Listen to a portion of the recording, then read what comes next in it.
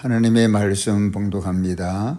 요한 2서 1장 12절 말씀입니다.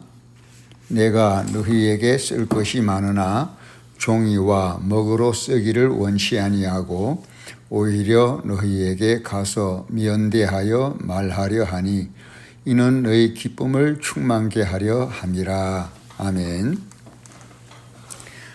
오늘도 우리 사랑하는 성도님들에게 하나님의 크신 사랑과 은혜가 충만하게 임하시기를 축원합니다. 사람은 누구나 본능적으로 기쁨을 추구합니다. 일을 하든 돈을 벌든 공부를 하든 보람과 그 보람 끝에 주어지는 기쁨을 추구합니다. 그러나 우리가 세상에 살면서 본능적으로 기쁨을 추구함에도 불구하고 늘 그 기쁨이 뜻대로 우리에게 주어지지 않아서 원하는 마음은 있지만 오히려 정반대로 기쁨 대신에 슬픔이거나 또 아니면 근심과 염려, 끝없는 긴장의 연속일 때가 많습니다. 그래서 예수님께서 세상이 주는 물을 먹는 자는 다시 목마르다라고 말씀하셨습니다. 기쁨을 소원하는 우리들의 마음이 오히려 목마름으로 계속 이어질 수밖에 없는데 이런 현상이 죽을 때까지 계속되곤 합니다.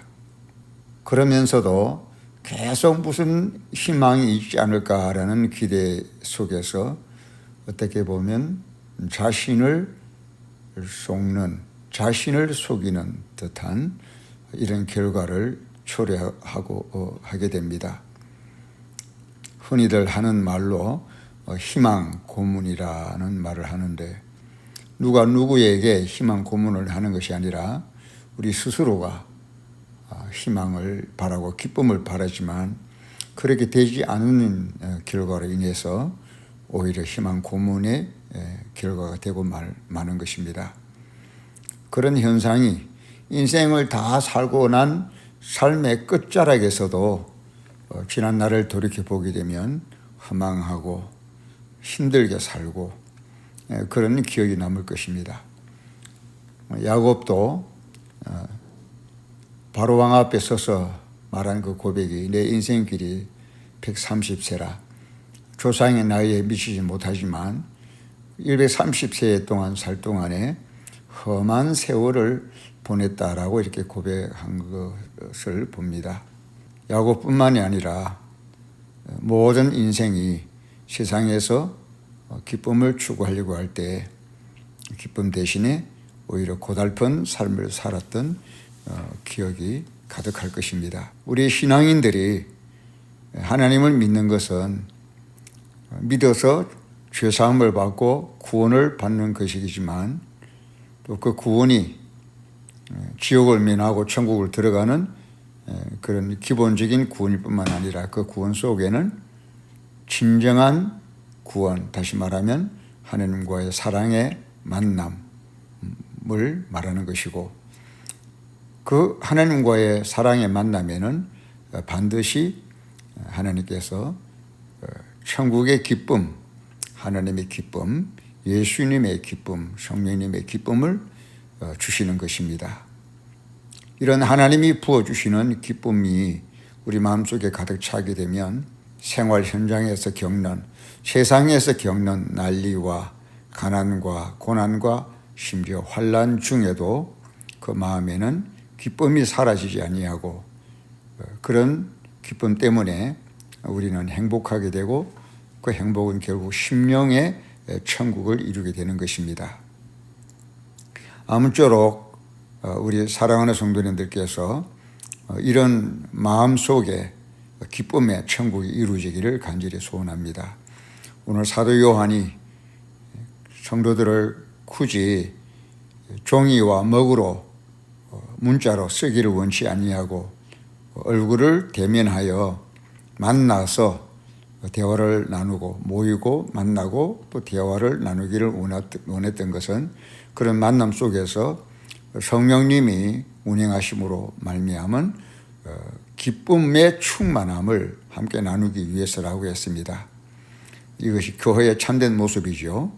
교회가 흩어져 살다가 교회로 모여서 서로 만날 때 예배하며 하나님과 나 사이, 성도와 성도 사이에 기쁨이 넘치게 되는 것, 이것이 가장 바람직한 교회의 모습일 것입니다.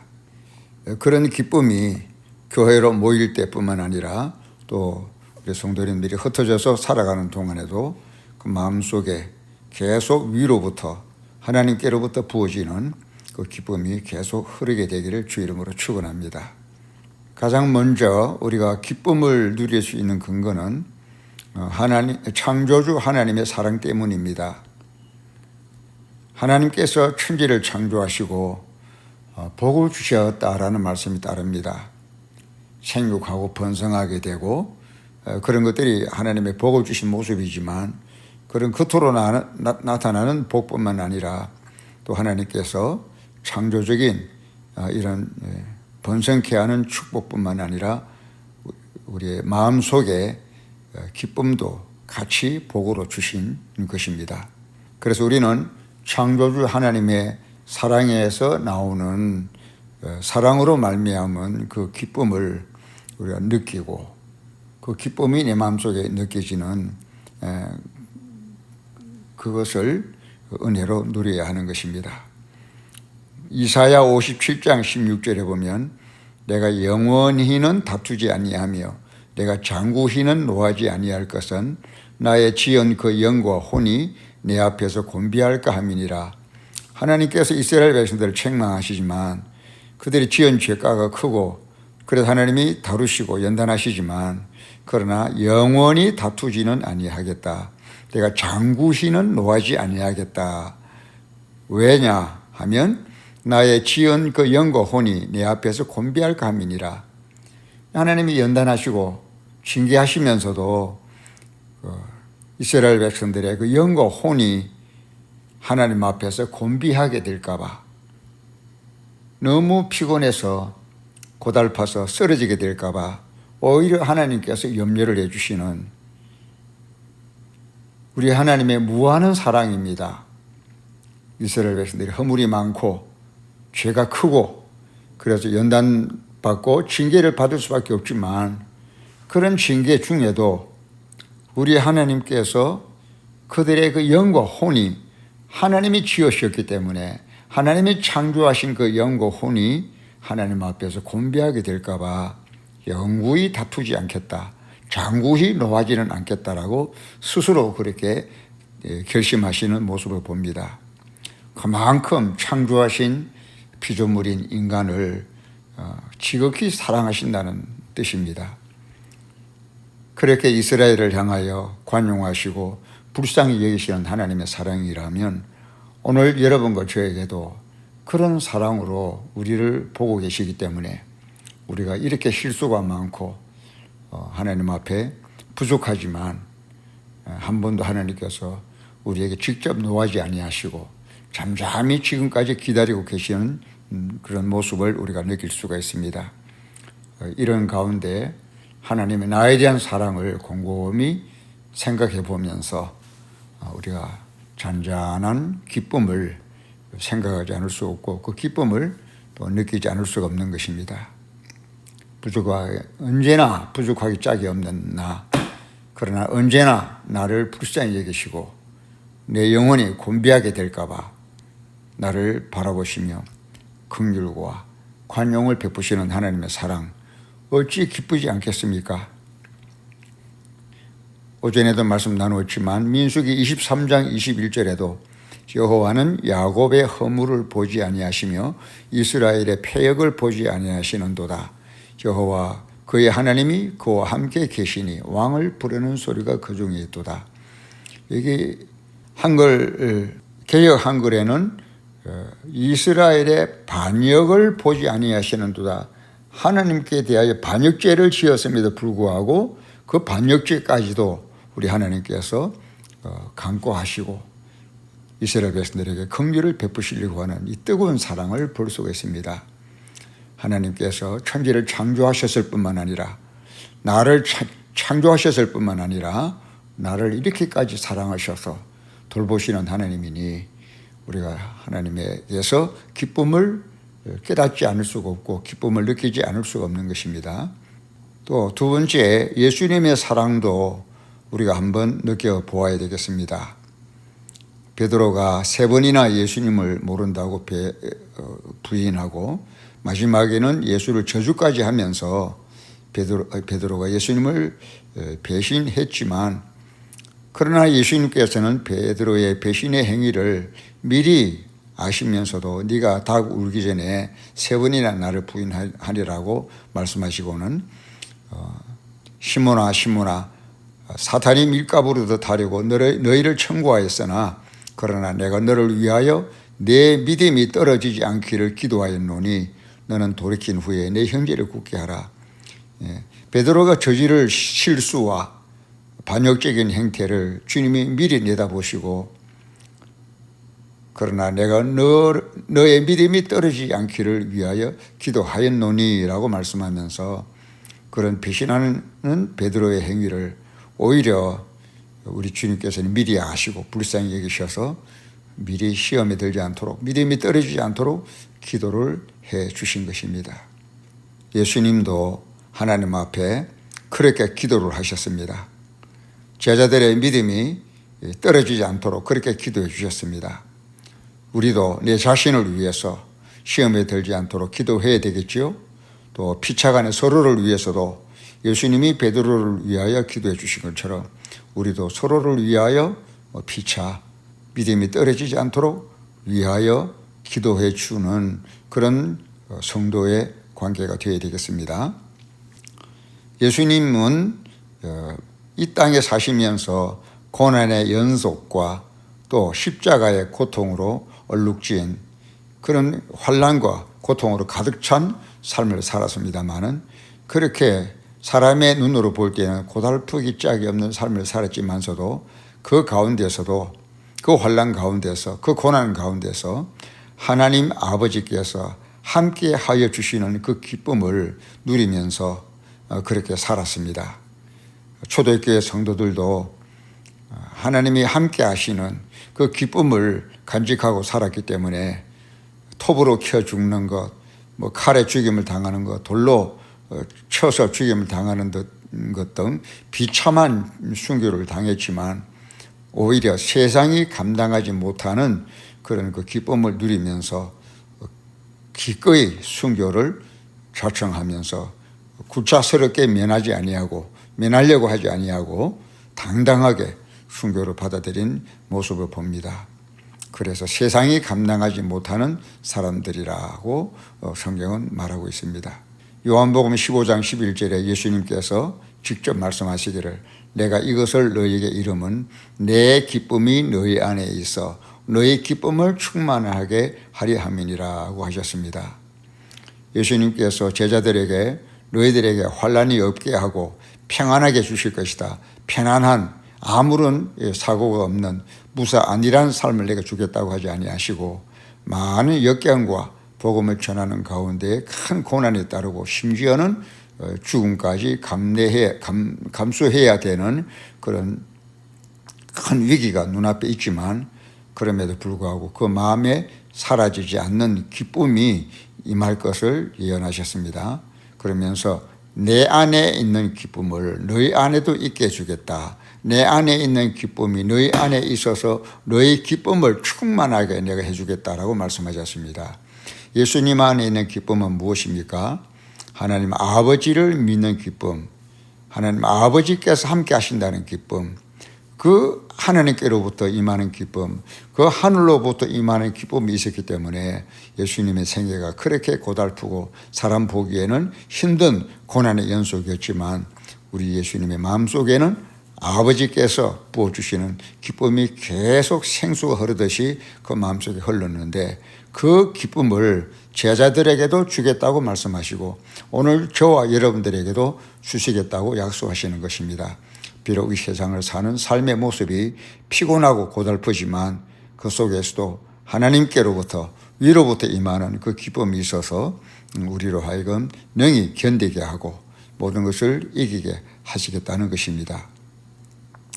그렇습니다. 예수님은 나의 생명입니다. 예수는 나의 구원입니다. 예수님은 나의 의가 되십니다. 그리고 예수님은 나의 거룩이 되시고 예수님은 나의 모든 인생의 문제의 해답이 되십니다. 무엇보다도 예수님은 곧 나의 기쁨이십니다. 예수님이 나의 기쁨이시기 때문에 예수님이 나에게 기쁨을 주실 뿐만 아니라 예수님 자신이 나에게 기쁨이기 때문에 빌립보서 4장 4절에 주 안에서 항상 기뻐하라고 했고 또 데살로니가 전서 5장에서도 항상 기뻐하라고 말씀했습니다. 특별히 빌립보서 4장 4절에서는 주 안에서 항상 기뻐하라 내가 다시 말하노니 기뻐하라라고 한 것입니다. 우리가 예수를 믿으면서 때로는 수고하며 또 사명 감당하며 또 세상살이를 살아가면서 이런저런 일에 부딪히고 힘든 과정을 거치겠지만 항상 잊지 말아야 될 것은 예수님은 나의 기쁨이시라는 것, 예수님 자신이 나에게 완성된 기쁨이시라는 것을 꼭 명심하셔서 언제든지 생각날 때마다 기억할 때마다 샘터로 가서 생수를 한 바가지 떠다가 마시는 것처럼 늘 생각날 때마다 예수님 나의 기쁨, 나의 기쁨이신 예수님을 바라보고 나의 기쁨이신 예수님께 나아가서 기쁜 마음을 퍼올리고 그 기쁨을 누릴 줄 아는 그런 우리가 되어야 되겠습니다. 세 번째로 성령님의 사랑 가운데서 기쁨을 느낄 수 있게 되기를 바랍니다. 시편 95편 10절에 내가 40년을 그 세대로 인하여 근심하여 이르기를 저희는 마음이 미혹된 백성이라 내 도를 알지 못한다 하였도다. 이스라엘 백성들이 광야 40년 동안 줄곧 계속해서 하나님 마음을 괴롭게 했습니다. 그것을 상대적으로 하나님 편에서는 하시는 말씀이 내가 40년을 그 세대로 인하여 근심하였다라고 말씀합니다. 하나님이 창조하신 하나님, 위대하신 하나님으로 머물러 계신 것이 아니라 그들의 역사 속에 같이 동행하시면서 그들이 하나님을 믿지 아니하고 불평, 불만하고 원망했을 때에 하나님께서 날이면 날마다 그 시대 사람들로 인해서 매일 하나님 마음이 근심하셨다라고 했습니다. 속썩이는 자녀들 때문에 부모 마음이 매일 마음 상할 날이 없이 늘 근심하는 것처럼 우리 하나님께서 미혹된 백성들, 불평 불만하는 원망하는 백성들 때문에 늘 마음이 근심했다고 했습니다.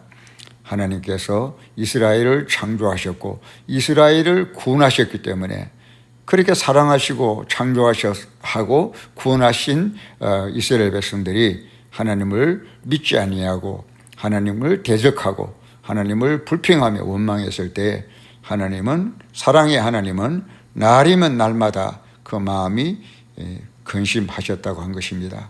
이 근심하셨다라는 말은 그만큼 하나님께서 이스라엘을 사랑하셨기 때문인데 이스라엘 백성들은 그렇게 사랑하시는 하나님의 마음을 아프게 하면서 근심하게 했던 것입니다.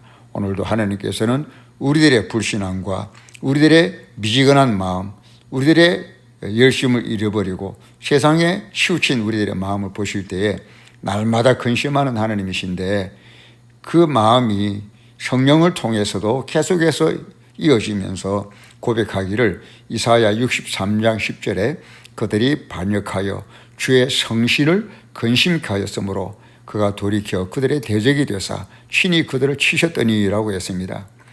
하나님이 날마다 근심하셨는데 그 하나님의 근심을 사실 주의 성신이 주의 성령께서 그 현장에 함께 계시면서 성신이 근심하셨던 것입니다. 그래서 이스라엘 백성들이 하나님을 반역하여 주의 성령을 근심케 했다. 성령님은 근심하시는 분입니다. 인격적으로 근심하시는 분입니다. 막연한 능력으로서의 성신이 아니라 인격적이신 성령님께서 우리가 하나님 말씀대로 살지 아니할 때 사랑하시고 우리를 안타까이 보시면서 부모가 자녀 곁을 떠나지 못하는 것처럼 늘 따라다니면서 우리의 연약한 모습을 보면서 근심하시는 성령님인 것입니다. 그 말씀인 즉슨 성령께서 하나님이 나를 사랑하시는 것처럼 성령께서도 나를 한없이 끝없이 사랑하시기 때문에 우리를 늘 근심하시며 바라보신다는 것입니다. 우리 속에 와 계신 성령님, 하나님이 예수님을 보내셔서 그 예수님이 아버지께 받아서 우리에게 다시 부어주신 성령님, 그래서 지금은 오순절 이후로 예수 믿는 모든 성도들에게 그 심령 속에 그 생각과 마음 속에 와 계신 성령님은 지금도 우리를 사랑하시고 바라보시면서 우리의 연약함과 부족함을 인하여 늘 근심하시는데, 이 근심은 사랑에서 나온 근심이고 사랑하기 위한 근심입니다. 저주나 징벌이 아니라 우리를 사랑하셔서, 너무나 사랑하셔서 우리를 근심하는 마음으로 바라보신다는 것입니다. 그만큼 성령님께서 나를 사랑하고 계시고 내 안에서, 내 속에서 나의 모든 삶을 늘 같이 공감하시고 동참하셔서 바라보고 계시며 근심하고 계신다는 것입니다. 고린도전서 3장 16절에 너희가 하나님의 성전인 것과 하나님의 성령이 너희 안에 거하시는 것을 알지 못하느뇨. 수면 위를 운행하시던 것처럼 내 생각과 마음 속에, 양심 속에, 또 생활 속에 계속 성령님께서 떠나지 않는, 나를 성전을 삼으시고 이 성전을 떠나지 않는 성령님께서 나를 떠나지 않는 그런 하나님의 영으로 나를 사랑하시고 나를 바라보시면서 늘 근심하시기 때문에, 그래서 성령이 너희 안에 거하시는 것을 알지 못하느뇨, 느끼지 못하느뇨, 깨닫지 못하느뇨라고 반문한 것입니다. 물론 우리가 부족한 면에서는 죄송하지만 어쨌든 나를 포기하지 아니하시고 끝없이 한없이 사랑하고 계시는 성령님, 그렇게 관심을 가지시고 나를 주목하여 보고 계신 성령님, 여러분 뜨거운 사랑의 마음이 느껴지지 않습니까? 그 사랑으로 인하여 성령님의 계속되는 이 사랑으로 말미암아 우리의 마음이 기쁘고 감사하고 즐거울 수밖에 없는 것입니다. 거룩한 하나님의 영이신 성령님이 내가 무엇이간데 나 하나를 이처럼 포기하지 아니하시고 부족함에도 불구하고 오히려 근심하면서 나를 떠나지 아니하시고 내 곁을 지키고 계시고 내 속에서 나를 붙들고 계시고 저 천국으로, 영원한 생명의 세계로, 영원한 행복의 세계로 인도하시기 위해서 24시간 쉬지 않고 내 속에 머물러 계시면서 때로는 기뻐하시고 때로는 근심하시며 나를 바라보고 계시다니, 참으로 이 세상에 그 어떤 무엇을 얻은 것보다 곰곰이 따져보면, 곰곰이 곱씹어 보면 더할 나위 없이 기쁜 것입니다. 우리가 쉬지 않고 기도 생활을 해야 하는 이유는 그 기도를 통해서 물론 여러 가지 물질이나 건강이나 또 생활 속의 문제 해결을 위한 기도의 이유도 있겠지만, 그 이전에 하나님과 나 사이에 이 기도를 통한 인격적인 관계와 그 만남 가운데서 확신과 평안과 기쁨을 얻기 위해서인 것입니다. 하늘로부터 임하는 하나님이 부어주시는 확신과 평안과 그로 인한 기쁨을 얻기 위해서 우리는 항상 쉬지 말고 기도를 해야 하고 하나님을 만나는 기도를 해야 하는 것입니다. 사도 요한이 성도들을 굳이 근로가 아니라 대면하여 만나기를 원한 것은 기쁨을 함께 나누기 위해서라고 한 것처럼, 우리가 기도하는 것도 하나님을 인격적으로 직접 만나서 하나님이 부어주시는, 하나님이 하늘로부터 부어주시는, 하나님이 성령을 통하여 우리에게 부어주시는 확신과 평안과 기쁨을 얻기 위해서인 것입니다. 염려와 근심과 걱정을 우리가 겪으며 살지만 또 심할 때는 슬픔과 절망을 느끼기도 하지만, 그러나 그런 상황 가운데서도 하나님의 기쁨을 부어주셔서 빼앗기지 않는 기쁨, 사라지지 않는 기쁨을 누리게 하시기 위해서 우리에게 기도를 하라고 하시는 것입니다. 요한복음 7장 38절에 나를 믿는 자는 성령의 이름과 같이 그 배에서 생수의 강이 흘러나리라 하시니, 성령의 생수의 강이 흐를 때에 그 성령의 생수의 강이, 그 구원의 생수의 강이, 그 믿음과 신앙의 살아있는 산 믿음의 생수의 강이 내 속에서 계속 흐른다라고 하는 것은 바로 이 기쁨의 강이 계속 흐르는 것으로 증명이 될 수 있는 것입니다. 그래서 우리는 주님의 평강이, 주님의 기쁨이 내 마음속에 계속 흐르게 해야 합니다.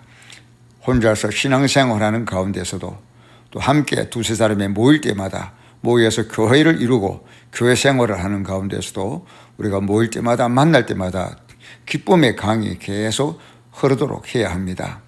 바로 이 기쁨의 평강을 위하여 우리가 부르심을 받았다고 했습니다. 하나님이 우리를 창조하신 목적, 우리를 구원하신 목적, 우리에게 성령을 부어주시는 목적, 그리고 교회로 모이게 하신 이 목적이 1절 우리에게 평강을 위하여 기쁨을 부어주시기 위해서, 또 기쁨을 피차 나누도록 하시기 위해서 우리를 불러셨다라고 말씀하고 있습니다. 이사야 12장 3절에 그러므로 너희가 기쁨으로 구원의 우물들에서 물을 기르리로다 라고 했습니다. 사랑하는 성도 여러분, 신앙생활이 무엇입니까? 교회생활이 무엇입니까? 바로 기쁨으로 구원의 우물들에서 물을 기르는 것이고, 기쁨의 우물에서 기쁨의 물을 기르내는 것이 우리들의 신앙생활이고 교회생활의 내용이고 모습인 것입니다. 그러므로 쉬지 말고 기도해야 하겠습니다.